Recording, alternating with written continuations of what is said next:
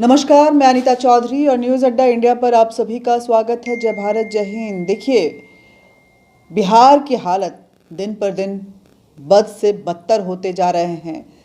धर्मांतरण की वजह से बिहार का लगभग हर एरिया जो है वो मुस्लिम बाहुल होता जा रहा है। नाम को तो पहले ही बदल दिया गया था, नामों को लेकर मैं जिक्र करूंगी, लेकिन आपको बता दूं कि अभी हाल ही की घटनाएं बता रही हैं कि बर्बरता, इस्लामिक बर्बरता बिहार में कितना क्रूर हो गया है।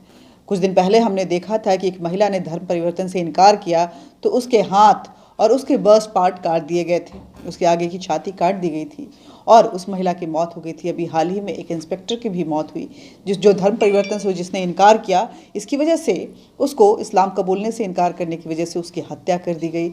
आए दिन नन्ही बच्चियों का बलात्कार हो रहा है। भाई आज ही खुद के रिश्तेदार ने, जो कि मुस्लिम ही लड़की थी, 5 साल की लड़की का पूर्णिया में उसके साथ सामूहिक बलात्कार किया और लड़की मरी पाई गई है।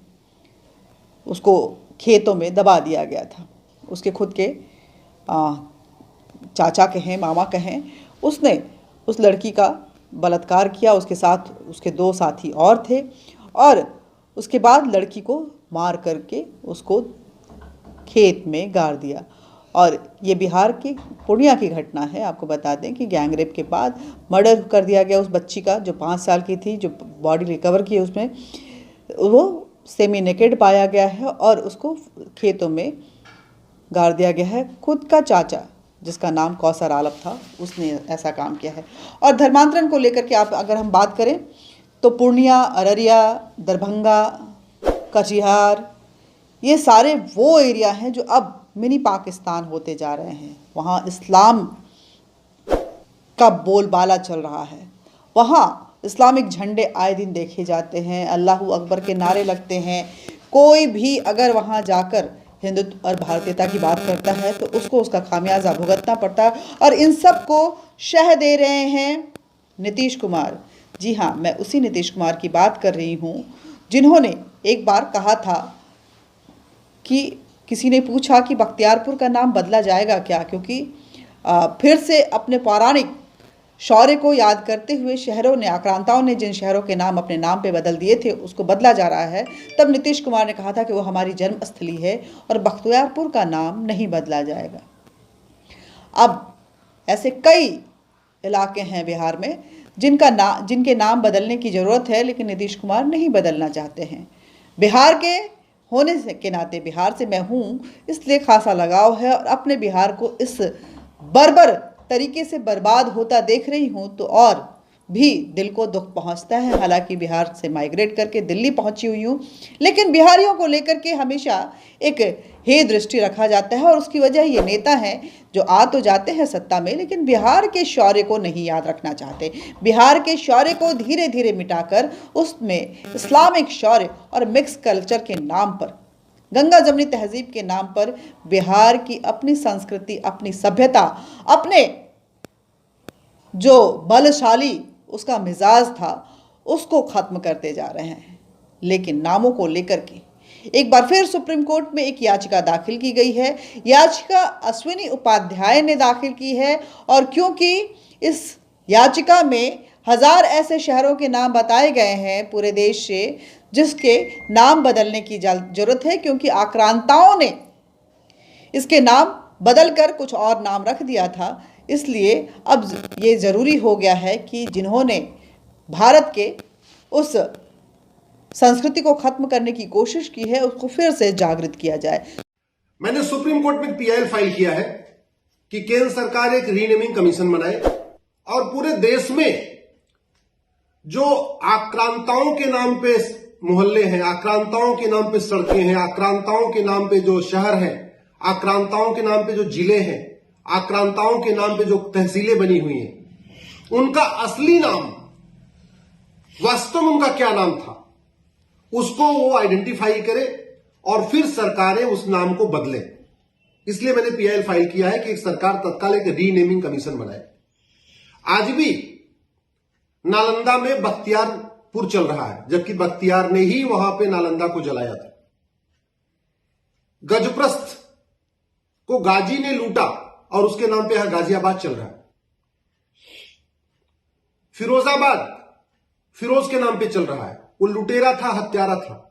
फरीदाबाद फरीद के नाम पे चल रहा है, वो लुटेरा था, हत्यारा था, बलात्कारी था। इसी तरीके से पूरे देश भर में गाजीपुर है, जौनपुर है, इसके अलावा आजमगढ़ है, मुजफ्फरपुर है, उस्मानाबाद है, हैदराबाद है, मुर्शिदाबाद है। ये सारे जो स्थानों के नाम हैं, ये हत्यारों के नाम पे है, आतंकवादियों के नाम पे है, आक्रांताओं के नाम पे है, बलात्कारियों के नाम पे है। इस देश में मुगलों ने कोई अच्छा काम नहीं किया था। जब वो हत्यारे थे, बलात्कारी थे, यहां लूटने आए थे, यहां बांटने आए थे, यहां धर्मांतरण कराने आए थे, फिर उनके नाम पे सड़क मोहल्ले गली क्यों चलना चाहिए? चीन भी जापान के अंडर में था। आज की डेट में चीन में किसी जापानी के नाम पे कोई सड़क मोहल्ला गली नहीं है। चीन तो छोड़िए, पाकिस्तान में भी किसी भी अंग्रेज के नाम पे सड़क मोहल्ला गली नहीं है। पाकिस्तान भी तो अंग्रेजों का गुलाम था। बांग्लादेश में कोई सड़क मोहल्ला गली नहीं है। पाकिस्तान में तो भगत सिंह के नाम पे कोई सड़क मोहल्ला गली नहीं है। पाकिस्तान में गांधी जी के नाम पे कोई सड़क मोहल्ला गली नहीं है, नेहरू जी के नाम पे सड़क मोहल्ला गली नहीं है। तो मैं ये कह रहा हूं कि कम से कम जिन लोगों ने भारत को लूटा, भारत में हिंदुओं का धर्मांतरण कराया, भारत में हिंदुओं की बहन बेटियों को जौहर करने के लिए मजबूर किया, आग में कूदने के लिए मजबूर किया, जिन लोगों ने सोमनाथ लूटा, जिन लोगों ने गजप्रस्थ को लूटा, उनके नाम पे भारत में कोई सड़क, मोहल्ला, गली, कस्बा, तहसील, जिला क्यों होना चाहिए? अरे वो लुटेरे आए थे, लूटे चले गए, उनके नाम पे क्यों? और सबसे शर्म की बात तो यह है कि दिल्ली में इंडिया गेट के आसपास आप घूमिए तो आपको शाहजहां रोड मिलेगी, जो सबसे बड़ा अय्यास था। बाबर रोड मिलेगी, जो बहुत बड़ा लुटेरा था। अकबर रोड मिलेगी, जिसके कारण राजस्थान में हजारों बहन बेटियों ने आग में अपनी जान दे दिया।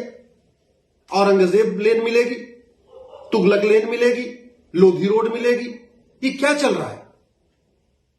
मैं आपसे निवेदन करता हूं, अगर इस देश को वास्तव में आप चाहते हैं कि यहां पे गुलामी की जो मानसिकता खत्म हो, तो गुलामी की मानसिकता खत्म करने के लिए सबसे पहले गुलामी की निशानी खत्म करना पड़ेगा। मैं ये नहीं कह रहा हूं ताजमहल गिरा दो, अरे ताजमहल तो उसने बनाया। मैं ये नहीं कह रहा हूं लाल किला गिरा दो, लाल किला तो बनाया गया। लेकिन कम से कम जो शहर यहां पहले से थे, और वो हिस्टोरिकल सिटी है, रिलीजियस सिटी है, कल्चरल सिटी है, जिनको मुगलों ने बनाया नहीं, केवल नाम बदल दिया, जिसमें बिहार के भी कई शहर हैं। देखिए, सुप्रीम कोर्ट में विदेशी आक्रांताओं के नाम पर रखे सड़कों, शहरों और ऐतिहासिक स्थलों के नाम बदलने को लेकर के एक याचिका दाखिल की गई है। अश्विनी उपाध्याय ने की है। कई जगहों के नाम बदलने को लेकर सुप्रीम कोर्ट में दायर इस याचिका में मांग की गई है कि इसके लिए सुप्रीम कोर्ट बाकायदा एक आयोग गठित करे और पूरे जांच पड़ताल के साथ उन शहरों का नाम फिर से बदला जाए जो उनके पौराणिक नाम थे। याचिका में रीनेमिंग कमीशन बनाने की मांग की गई है और मांग के पीछे धार्मिक स्वतंत्रता का हवाला दिया गया है और आर्टिकल 21, 25 और 29 का उल्लेख किया गया है और कहा गया है कि ऐतिहासिक गलतियों को सुधारने की अब जरूरत हो गई है और इसके लिए इसका व्याख्यान इन आर्टिकल्स जो कि 21, 25 और 29 है उसमें किया गया है। याचिका में 1000 नामों के साथ एक सूची कोर्ट को सौंपी गई है। याचिका में अश्विनी उपाध्याय ने न्यायालय के पूर्व में दिए गए अपने निर्णयों का भी उल्लेख किया है कि ये कोर्ट के ही निर्णय हैं जो इस याचिका को सपोर्ट करते हैं। याचिका में जो कहा गया है उसके अनुसार बिहार के बेगूसराय का नाम जो बदलकर बेगूसराय रखा गया उसका नाम था अजातशत्रु, जो बर्बर बेगू के नाम पर बेगूसराय बना। मुजफ्फरपुर को वैदेहीपुर के नाम से जाना जाता था, लेकिन अब वो मुजफ्फरपुर हो गया है। हरिपुर का नाम बदलकर हाजीपुर कर दिया गया और द्वारबंग को क्रूर दरबंग खान के कारण दरभंगा के नाम से जाना जाने लगा।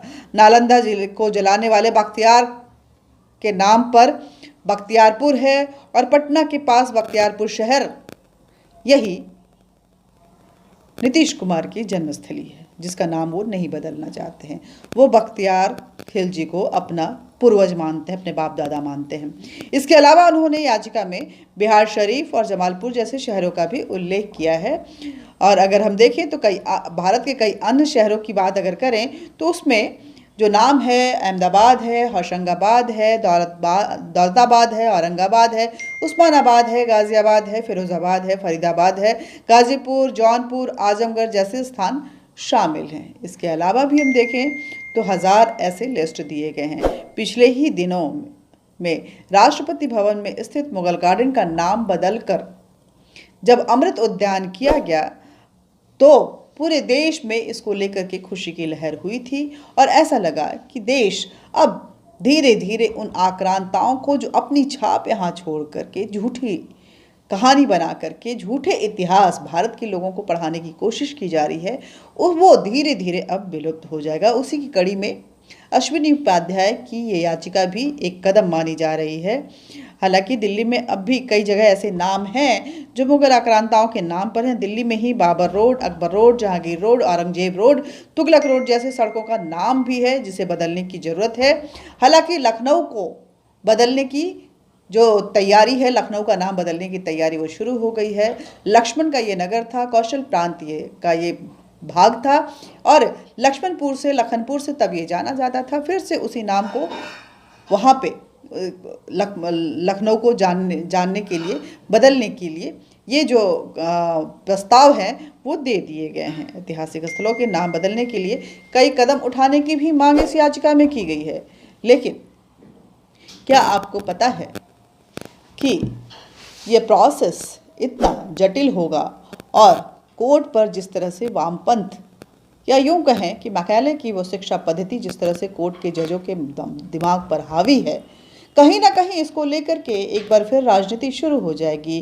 कोर्ट दबाव में होगा, कोर्ट के अपनी वो शूडो प्रोग्रेसिव वाली एटीट्यूड जो है वो भी इसमें रुकावटें बनेंगी। चीफ जस्टिस खुद अगर देखें तो फिलहाल इस देश के उनके जजमेंट में आपको वो झलकियाँ मिलेंगी जिसमें वो ब्रिटिश ट्रैप में फंसे हुए नज़र आते हैं।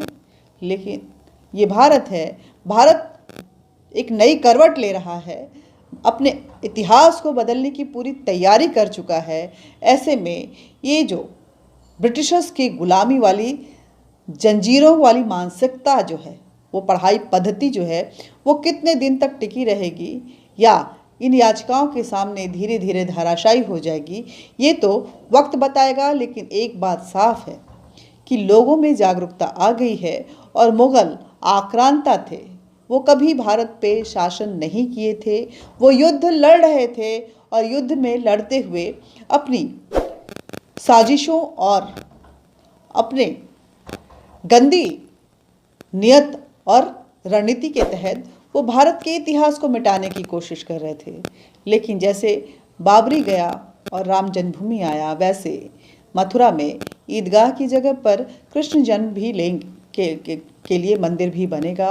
और जो शहर अपना इतिहास रखते थे, आज़ाद शत्रु जैसे शहर, आज़ाद शत्रु कितने बलशाली थे ये हम सभी जानते हैं। जब आप इतिहास में आज़ाद शत्रु के इतिहास की पढ़ेंगे तो आपको शौर्य का वो कीर्तिमान आपके नज़रों के सामने से गुजरेगा जो बेगूसराय के नाम पर उसको दबाने की कोशिश की गई है। अश्विनी उपाध्याय की इन कोशिशों को मेरा सलाम है, क्योंकि